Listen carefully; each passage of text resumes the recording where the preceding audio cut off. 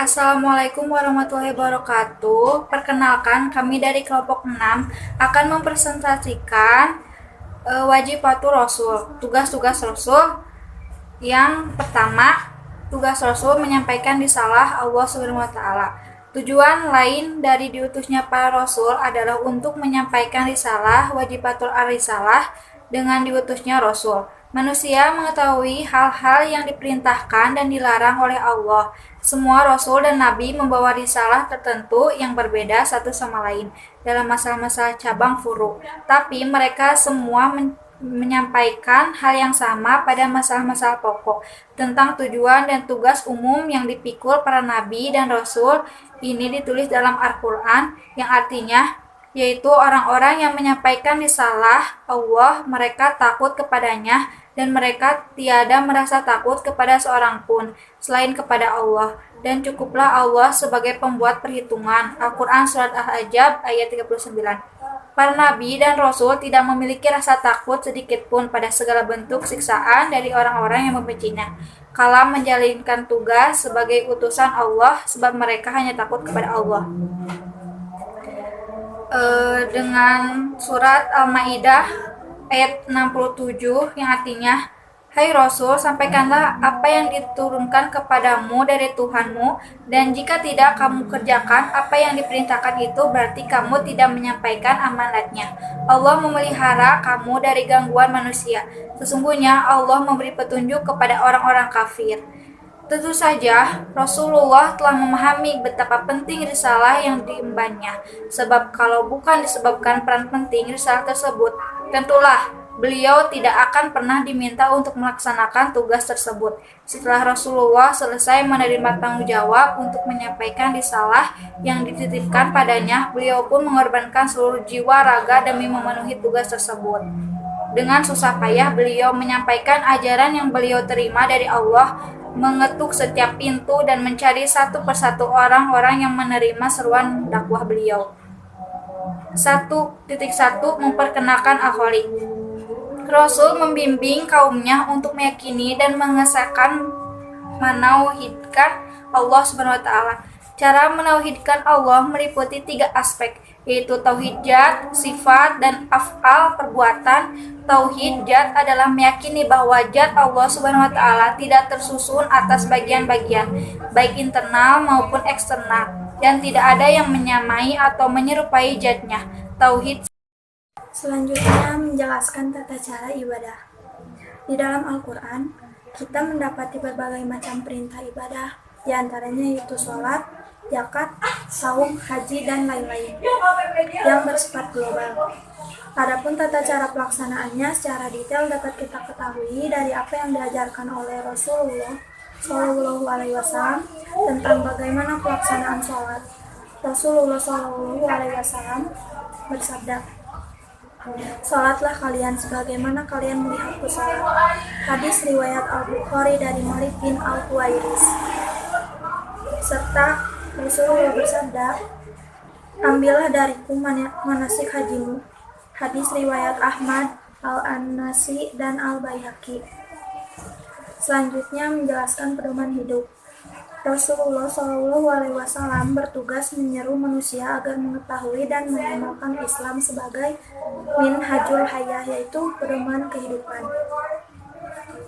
Sesungguhnya agama yang diridhoi di sisi Allah hanyalah Islam. Quran Surat Al-Imran Surat ketiga ayat 19.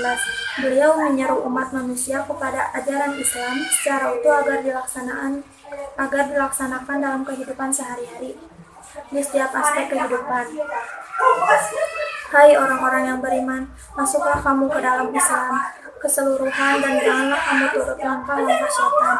Sesungguhnya setan itu musuh yang nyata bagimu. Quran Surat Al-Baqarah Surat kedua ayat 208. 1.4 Mendidik para sahabat. Rasulullah Shallallahu Alaihi Wasallam melakukan at-tarbiyah atau pembinaan kepada umat, yakni berupa taujihun atau pengarahan dan nasihatun atau nasihat, sehingga iman, ilmu, dan amal mereka tumbuh berkembang. Dijelaskan dalam Quran surat Al-Jumu'ah ayat kedua yang artinya, Dialah yang mengutus kepada kaum yang buta huruf seorang rasul di antara mereka yang membacakan ayat-ayatnya kepada mereka, mensucikan mereka dan mengajarkan mereka kitab dan hikmah as-sunnah. Dan sesungguhnya mereka sebelumnya benar-benar dalam kesesatan yang nyata. Dengan at-tarbiyah, manusia akan terbimbing menjadi seorang rabbanis sebagaimana dikehendaki oleh Allah Subhanahu wa taala. Kunu rabbanina bima kuntum tu'allimuna kitaba wa bima kuntum tadrusun. Yang artinya, hendaklah kamu menjadi orang-orang rabbani karena kamu selalu mengajarkan Alkitab dan disebabkan kamu tetap mempelajarinya. Quran Surat Al-Imran ayat ke-79. 2.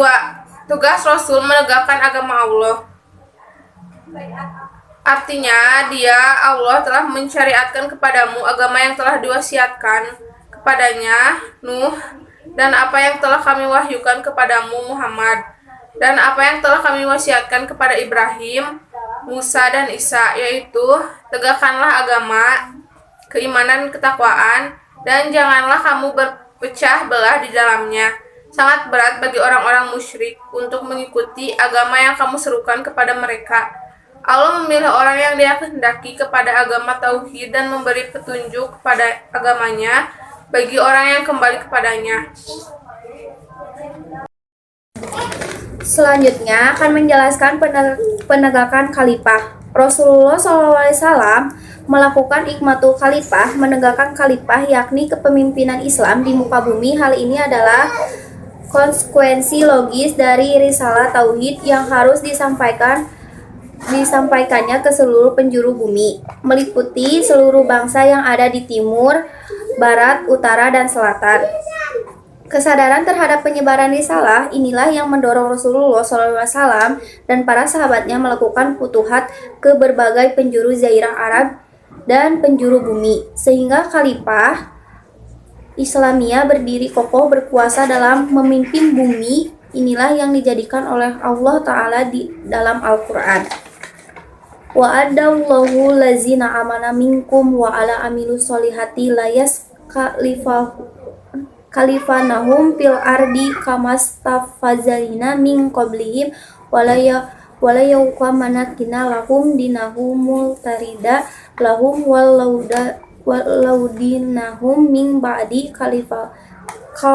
khawfihim amana ya'budani la yusrikuna bil syai'in wa man kafara ba'da zalika faulaika humul fasiqun.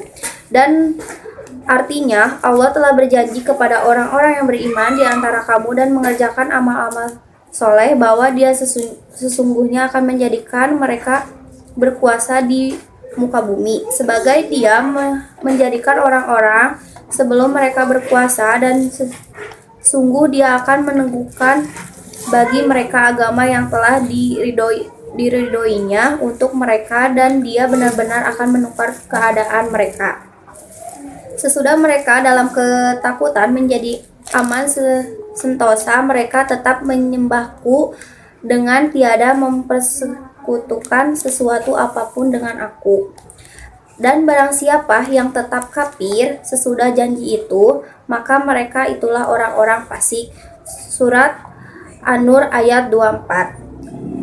Dan selanjutnya menjelaskan membina kader. Dalam rangkai Ikmatul Diniyah, Rasulullah SAW melakukan binajul rizaq, membina kader yang menjadi ketakutan inti sehingga estafeta dan roda dakwah dapat terus berputar. Selanjutnya membuat konsep dakwah. Fabima rahmatin minallahi linta lahum walau kunta faddo golidol qalbi lan faddo min haulika fa'fu anhu wastaghfir lahum wasawirhum fil amri faida angzamta fatawal Allahu innallaha yahil muttawakilin, yang artinya maka Berkat rahmat Allah, engkau Muhammad berlaku lemah lembut terhadap mereka. Sekiranya engkau bersikap keras dan berhati kasar, tentulah mereka menjauhkan diri dari sekitarmu. Karena itu, maafkanlah mereka dan memohonlah ampunan untuk mereka, dan bermusyawarahlah dengan mereka dalam urusan itu. Kemudian, apabila engkau telah membulatkan tekad dan bertakwalah kepada Allah, sungguh Allah mencintai orang yang bertawakal. Kemudian, melaksanakan panduan hidup. Ya ayyuhalladzina amanu dkhulu fi silmi kafah wala tattabi'u hututas syaiton innahu lakum adu'um mubin, yang artinya, wahai orang-orang yang beriman, masuklah ke dalam Islam secara keseluruhan dan janganlah kamu ikuti langkah-langkah setan, sungguh ia musuh yang nyata bagimu. Qul inna sholati wa nusuki wa mahyaya wa mamati lillahi rabbil alamin.